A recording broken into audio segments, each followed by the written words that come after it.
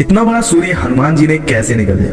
पहले देवता नजर आते थे तो आज क्यों नहीं नजर आते? आजकल ऐसे सवालों को सोशल मीडिया पर बड़े अपमानजनक शब्दों में और मजाक बनाकर पूछा जाता है कि तुम्हारे बंदर ने इतना बड़ा सूर्य कैसे खा लिया, या आज के बंदर क्यों नहीं उड़ते। समझ नहीं आता कि आजकल कुछ लोग ईश्वर के होने का वैज्ञानिक प्रमाण कैसे मांग लेते हैं। ईश्वर कब से विज्ञान की सीमाओं में बंधने लगा? आखिर विज्ञान की सीमाओं में बंधने वाला ईश्वर कैसे हो सकता है? जिसे वैज्ञानिक तरीके या तर्क से समझा जा सकता हो तो फिर वह ईश्वर ही कैसे? एकमात्र ईश्वर ही तो है जो विज्ञान से परे है, संसार से परे है, सभी प्रकार के तर्कों से परे है और जिसे समझना किसी के वश की बात नहीं। ईश्वर सूक्ष्म से सूक्ष्म बिंदु भी है और अनंत भी है, सीमित भी है और असीमित भी, निर्गुण और निराकार भी है और सगुण और साकार भी। आज कुछ लोग भगवान के अस्तित्व का प्रमाण उस जन्मांध व्यक्ति की तरह मांगते हैं जो कहता है कि मैं जब तक सूर्य का प्रकाश देखूंगा नहीं तब तक नहीं मानूंगा कि सूर्य का प्रकाश होता है।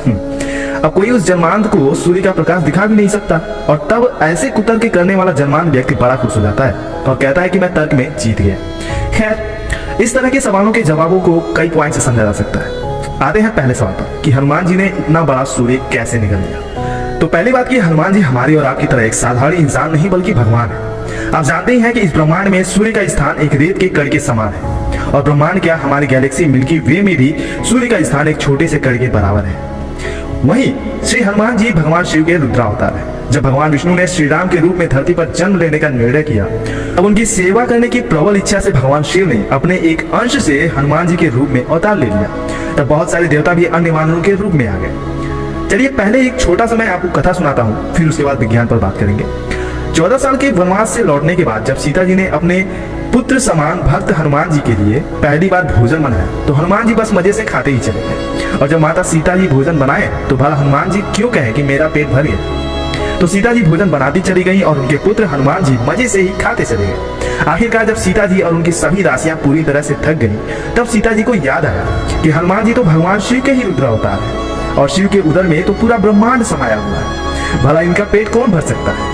तब सीता जी ने तुलसी पत्र में राम नाम लिखकर खीर में मिला दिया, फिर हनुमान जी को दे दिया।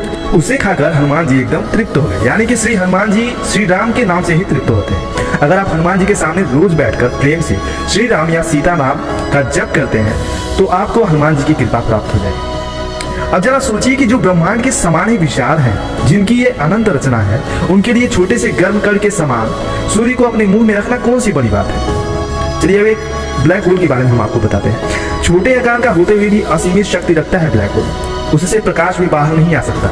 वह सूर्य जैसे कई तारों को निगल सकता है, यानी वह सूर्य जैसे कई तारों को अपने अंदर समा सकता है। इस प्रकार हमारे हनुमान जी आकार में छोटे बड़े होते हुए भी अतुलित बल के स्वामी हैं। उनके लिए एक लाइन है, उससे आप समझ सकते हैं कि उनके लिए कुछ भी असंभव नहीं है। वो लाइन कुछ इस प्रकार है, रामदूत अतुलित बलधामा। अर्थात बालपन में ही हनुमान जी में इतना तेज था कि सूर्य का तेज भी उनके सामने फीका पड़ गया। हनुमान जी के पास अष्ट महासिद्धि और 9 निधि है। अष्ट सिद्धियां दुनिया की सबसे बड़ी शक्तियां हैं जिन्हें पा लेने के बाद व्यक्ति सर्वशक्तिमान हो जाता है। अपनी अणिमा, लघिमा, गरिमा, प्राप्ति, प्राकम्य, महिमा, ईशित्व और वशित्व आदि सिद्धियों का प्रयोग करके हनुमान जी अपना आकार और वजन सूक्ष्म मतलब 9 के बराबर या कितना भी विशाल कर सकते हैं। आप इस बात को इस लाइन से भी समझ सकते हैं, सूक्ष्म रूप धरि सियहि दिखावा, विकट रूप धरि लंक जरा। या फिर आप ये भी गौर कर सकते हैं कि जैसी शारीरिक जो शक्ति होती थी, वो जो चेतना होती थी, वो आज से सैकड़ों हजार साल पहले लोगों में होती थी। वैसी शक्ति आज के लोगों में नहीं है। पृथ्वीराज चौहान, गोरा बादल, महाराणा प्रताप, वीर शिवाजी, रानी लक्ष्मीबाई, दुर्गावती और इन सभी के सैन्य और भी बहुत से अनगिनत नाम हैं। इनके जैसी चेतना सोचिए किसमें है आजकल। ताकत और चेतना की अगर बात करें तो महाराणा प्रताप के घोड़े चेतक में जो थी वैसी चेतना आज के घोड़ों में नहीं है। जैसा संस्कृत भाषा का ज्ञान पाणिनि को था, गणित का जैसा ज्ञान रामानुजन को था, वैसा आज के लोगों में नहीं है। आज भी बड़े बड़े वैज्ञानिक और विद्वान इनके फार्मूलों पर अपना सिर पटकने में लगे हैं, फिर भी नहीं समझ पा रहे। ये सब देख करके कहा जा सकता है कि आधुनिक विज्ञान चाहे जैसे भी उन्नति करता नजर आ रहा है, लेकिन इंसान या किसी भी प्राणी की शारीरिक ताकत, क्षमता और चेतना लगातार घटती जा रही है। तो अगर हम कहें कि लाखों करोड़ों साल पहले मनुष्य और प्राणियों की शक्ति क्षमता और भी ज्यादा और भी बहुत ज्यादा थी, तो इसमें कोई आश्चर्य की बात नहीं है। और अगर फिर जब बात भगवान या उनकी शक्तियों पर होती है तब तो बात ही अलग है। दरअसल हम लोग केवल उतना ही मान पाते हैं जितना वर्तमान में अपनी आंखों से देख पाते हैं, और जो नहीं देख पाते उसे लॉजिक और विज्ञान के नाम पर मानने का मन नहीं करता। तो कभी उसे अंधविश्वास कह देते हैं तो कभी उसे काल्पनिक बातें कह देते हैं। लेकिन अगर हर वैज्ञानिक भी हर बात को सुनकर उसे अंधविश्वास ही मान ले तो कभी कोई खोज और आविष्कार हो ही नहीं सकता। भगवान ने अपनी हर भौतिक रचना बड़ी ही व्यवस्थित तरीके से की है। हर भौतिक रचना में वैज्ञानिक कारण भी बना है, क्योंकि अगर वे ऐसा न करते तो चिकित्सा शास्त्र और विज्ञान आदि का जन्म हो ही नहीं पाता। अब आते हैं दूसरे सवाल पर कि पहले देवता नजर आते थे तो आज क्यों नहीं। आपके सामने 2 चकमक पत्थर रख दिए जाए। आप जानते हैं कि उनसे अग्नि जलाई जा सकती है, यानी उन पत्थरों में अग्नि प्रकट करने का गुण है जो दिखाई नहीं देता। दही में मक्खन का गुण दिखाई नहीं देता लेकिन होता है। यही ब्रह्मा है जो होते हुए भी दिखाई नहीं देता। इन गुणों को देखने के लिए, इन्हें अपने सामने प्रकट करने के लिए अपने मन को लगातार मथना पड़ता है, ज्ञान बढ़ाना पड़ता है, कर्म करना पड़ता है, अभ्यास तप करना पड़ता है। ईश्वर ब्रह्मा है जो निराकार और निर्गुण है, और जब वही ब्रह्मा सगुण और साकार रूप लेता है, जैसे श्री राम, श्री कृष्ण, हनुमान जी आदि। प्रेम, विश्वास, भक्ति ये एक ऐसी शक्ति है जो निर्गुण और निराकार ब्रह्मा को भी साकार और सगुण रूप लेने पर विवश कर देती है। इसी प्रकार मई 2021 की न्यूज है, कोरोना वायरस लॉकडाउन में वाहनों की आवाजाही और फैक्ट्रियां बंद होने से प्रदूषण काफी कम हो गया था। तब लोगों ने देखा था कि जिन स्थानों पर पहले तारे भी नजर नहीं आते थे, वहीं पर 200 से 250 किलोमीटर की दूरी के पहाड़ भी नजर आने लगे। लोगों ने बताया था कि उन्होंने ऐसा नजारा पहले कभी नहीं देखा था। 30 साल के रमेश नाम के एक व्यक्ति ने बताया था कि उन्हें तो याद ही नहीं कि इससे पहले उन्हें घर से 180 किलोमीटर की दूरी पर स्थित इस तरह का पहाड़ नजर आया। कहने का मतलब यह है कि चीजें वही हैं, लेकिन हमने ही अपने और उनके बीच प्रदूषण, अज्ञानता, मन का मैलापन की ऐसी दीवार खड़ी कर रखी है जिसे हमारे आसपास होते हुए भी हम उन्हें देख ही नहीं पाते और उन्हें महसूस नहीं कर पाते, उनका लाभ नहीं उठा पाते। हिलोरे मारते हुए गंदे पानी में चीजों को, उसके तल को नहीं देखा जा सकता है। पानी की तली को देखने के लिए उसका साफ और शांत होना जरूरी है। ठीक उसी प्रकार हमारा मन भी है।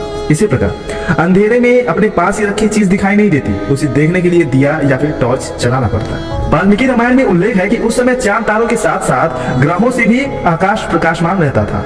भास्कराचार्य बांस से बनाई गई दूरबीन से ग्रहों को आसानी से देख सकते थे, जिसके आधार पर वे खगोल विज्ञान का अध्ययन करते थे।